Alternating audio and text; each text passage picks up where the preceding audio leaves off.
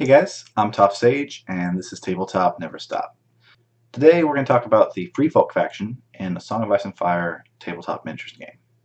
So right off the bat, the Free Folk are bringing something very new to the game, and that's a horde style army, which is something that wouldn't be possible without a new rule called Insignificant. Insignificant makes a unit not give victory points to the enemy when it's defeated, which means it's now feasible to have units that are less good than the 5-cost units that each faction currently has: Sworn Swords, the Cutthroats, and the Guardsmen. Free Folk have several units that cost less than 5 points. More so than just Free Folk, this actually has pretty big ramifications for the whole game. It would now be possible for other factions to have a Peasant unit, for example. I could see the Ironborn getting a cheap Thrall unit that's insignificant. And if we ever got a Slaver's Bay force, I could see some non-elite slave soldiers also getting insignificant. So this is a pretty cool change that opens up a lot of new options for the game. Pretty exciting. And with that, let's take a look at some of the Free Folk units that have been spoiled. Here's the Free Folk Raiders. They cost 3, but they have to be fielded in pairs. Speed of 5, they hit on 4s with 6, 5, and 3 dice. Defense of 5, morale of 8, and then gang up. The unit's melee attack gain +1 to hit when attacking an enemy engaged with another friendly unit. And insignificant. This unit is not worth victory points from victory through combat. So there's a whole different style of gameplay emerging here. 6 dice isn't very many, hitting on 4s isn't very good, but of course you're paying so little for this. And if you can get another unit engaged with the enemy, all of a sudden you're hitting on 3s. That's not too bad. And we'll see later in this video there's lots of ways for these raiders to get multiple engagements going, and lots of benefits beyond just this +1. So it does seem like a big part of the Free Folk army is going to be getting at least 2 units attached to an enemy unit at once. And just so you know I'm not making it up, here is the back of the card, and here's where it says you have to field 2 at once, and their cost.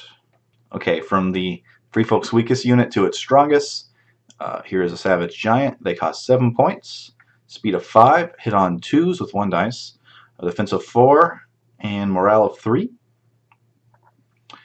Model has 5 wounds and only suffers 1 wound for every 2 unblocked hits, meaning that it effectively has 10 wounds. It's actually even better than that because, of course, you discard any remainders. So 3 unblocked hits will only result in 1 wound on a Savage Giant. Alright, it's got a special melee attack called Mighty Swing. If this attack generates any hits, instead of rolling defense dice, the defender suffers D3 plus 1 wounds, and plus 1 additional wounds for each wound on this model. So that means you can potentially have D3 plus 5 wounds on an attack. Obviously this is a powerful anti-armor ability.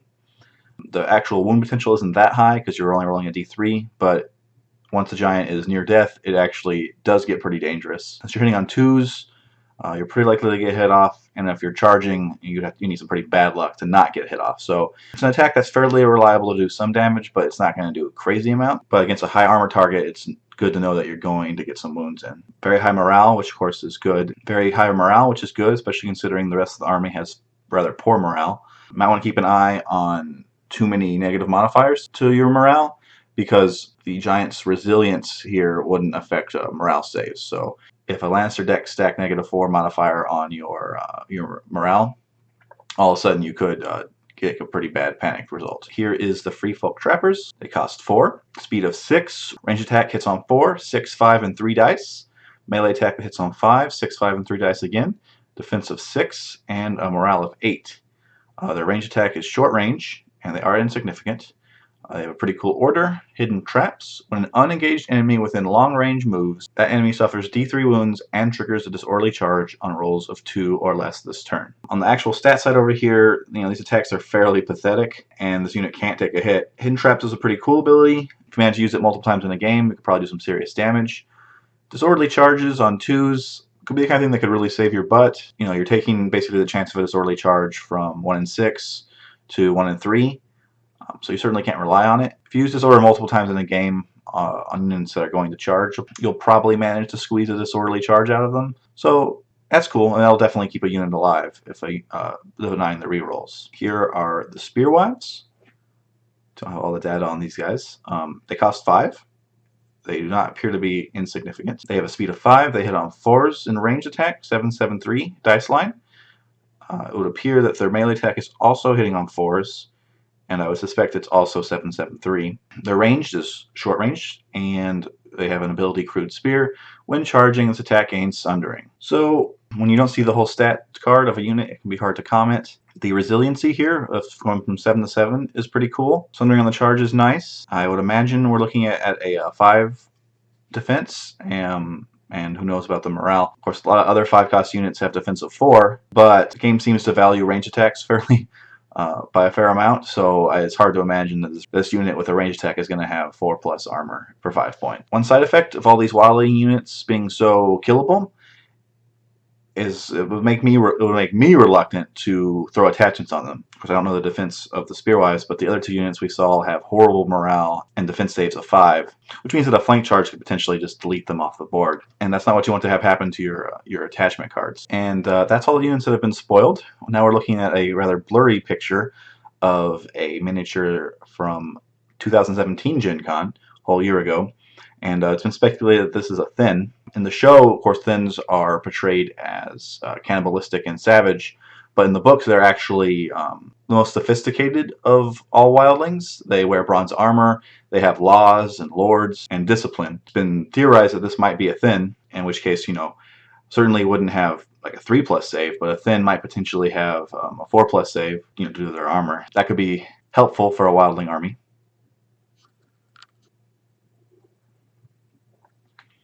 And there's a lot of other factions that could potentially show up. Hornfoots from the Frostfangs, who walk barefoot in the snow and have giant horny calluses on their feet. Men of the Frozen Shore, who ride in dog-drawn chariots made of bone. And there are cannibal clans in the books as well from the Ice Rivers. So we might someday see any of those factions. And of course, the other thing that's kind of suspiciously missing right now is mammoths. Whether that's giants on mammoths or couple of wildlings in the back of a mammoth. That's something that's in the book, and obviously that's very fantastical, and everyone would want a model of a mammoth. So that one I think we can reliably assume is on its way. Alright, so now we have moved on to the tactics cards. We're going to start off with one of the most interesting ones. Endless Horde. When you claim a tactic zone, replace that zone's effect with redeploy one previously destroyed friendly free folk infantry unit into a friendly deployment zone. Attachments are not returned. Replace them with a normal infantry model. If you control maneuver on the tactics board, they are deployed without an activation token. Otherwise, they gain 1 activation token. So this is a pretty wild ability. It's basically a free unit if you can get to the card. And if you happen to control maneuver, you're also basically getting a free activation, which of course is extremely powerful. It's slightly less powerful for the Wildlings, as their units are not nearly as dangerous as other factions units. If you use this card on a unit that has Insignificant, you aren't even bringing in more victory points for the enemy. If you played it on a unit of Spearwives, you are bringing another potential victory point for the enemy into the game, but you also bring in a slightly heavier unit. Now, since there are two game modes that feature potential respawning, this card would obviously be a little less effective in those scenarios. But anytime you don't have respawns, being able to get a new unit back into the game is crazy powerful. Distraction Tactics. When an enemy unit makes a melee attack, that unit suffers -1 to hit for each enemy engaged with them beyond the first. So here's a reoccurring theme we're going to see. If you have multiple units engaged with an enemy, an effect happens. So if you have 2 units attached to an enemy, that enemy will get -1 to hit. If you somehow had 3 units engaged, they get -2, which would be a pretty wild modifier. But -1 to hit, even on itself, does add up. It might keep a unit alive that would normally be dead. Regroup and Reform. When a friendly infantry unit activates, remove up to 4 models total from other friendly infantry units within long range, and restore that many wounds to this unit. If you control maneuver on the tactics board, restore up to 2 additional wounds. This isn't so much healing as it is a rearrangement of available wounds. If you have maneuver, then you do get 2 wounds for free as well. So there's some obvious uses for this. You can pull miniatures out of units that are going to be destroyed anyway and heal up more important ones, perhaps units that are holding objectives. You could even let a unit that's insignificant get killed with this card, since it doesn't give the enemy any points. If the free folk ever get a defense 4 infantry unit, then you could and I would absolutely recommend pulling wounds out of the other units and plugging it into that unit. Right now, with all these super weak units, I'm not that excited by this card. But again, pulling wounds out of kind of doomed units and giving them to stronger units seems like a pretty useful ability. Swift Advance. When a friendly infantry unit activates, that infantry unit may make a free maneuver action. If you control the maneuver spot of the tactics board, the unit also gains +1 speed and may re-roll any charge distance dice this activation. So this is actually the exact same card that the Starks have, and you know, it's a good card, especially considering that the free folk really want to have multiple units engaging the enemy at a time. Free maneuver helps you get up. Hopefully it'll let you get into a flank. You know, +1 speed helps you do that. And re-rolling that charge distance will probably avoid you rolling that 1 and getting a disorderly charge. There's too many. When an enemy combat unit activates, if there are 2 or more enemies engaged with that unit, they suffer a panic test with -2 to their roll. So this one feels situational to me. If you're going up against an enemy with a unit with crappy morale, sure, why not? If you're going up against Umber Berserkers, this card's a lot less good. So again, situational. Panic doesn't seem to be the free folk's strength, so there's nothing wrong with this card, but it doesn't seem to be crazy good in this faction. Surrounded and Exposed. At the start of any turn, target 1 enemy combat unit. If you have 2 or more friendly units within short range of that enemy, the enemy loses all abilities this turn.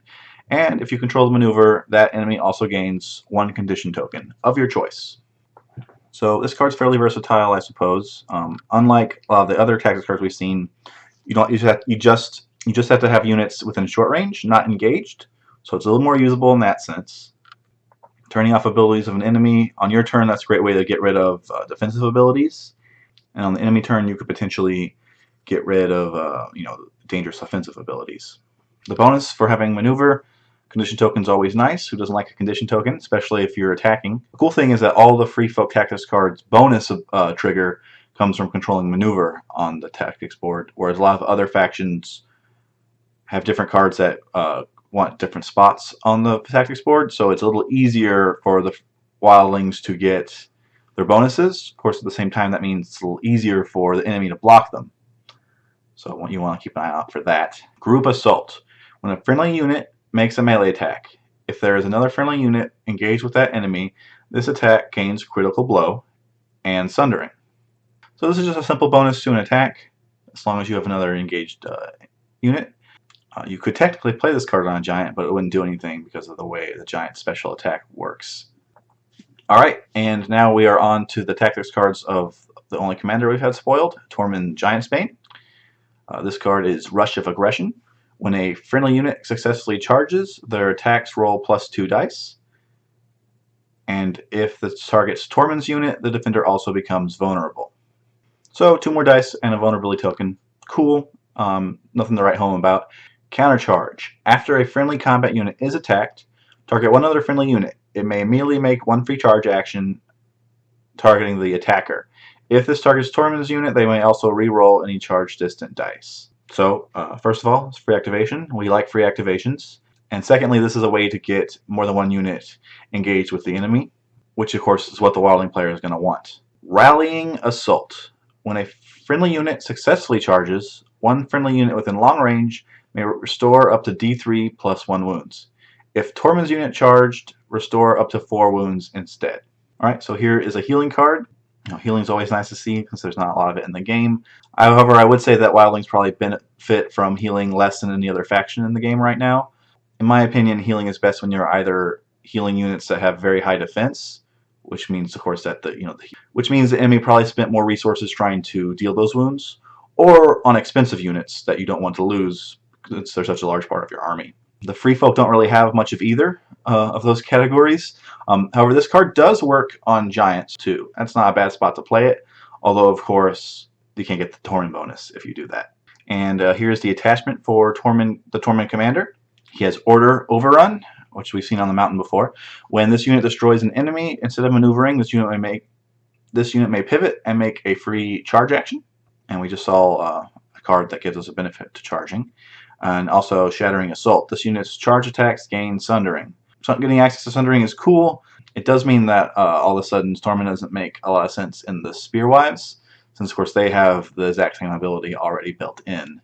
These are both fairly cool abilities. The only downside, as I've already mentioned, is just nowhere I feel even safe putting Tormund, because every unit that you can go into in this army is pretty fragile. Of course, that's kind of the faction's gimmick. Here's another attachment, the Raid Leader. The cost is not pictured, which makes me wonder. I could potentially see it being free, although of course that might make it too good, or maybe it costs 1.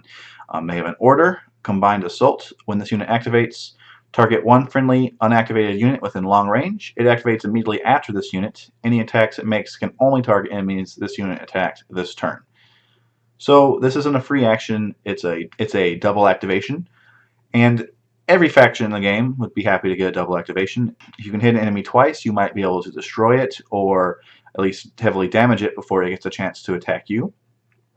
And of course, the Wildlings in particular benefit from this, as they have so many abilities that trigger off of having 2 units engaged with an enemy. If the Raid Leader costs 1, putting it on the Free Folk Raiders does make them better, but it also turns a 3-cost unit into a 4-cost unit, which is a pretty significant increase. You could kind of get away with only using 1 Raid Leader for every 2 units of the Raiders, since the Raid Leader unit could charge in and then trigger the non-Raid Leader unit. Alright, here is the Spearwife Matriarch. Cost is not shown, although I would imagine it's 1. They have an order, Swift Retreat. After this unit is attacked with melee, the unit may make a free retreat action. So free retreats actually can give quite a bit of maneuverability to a unit.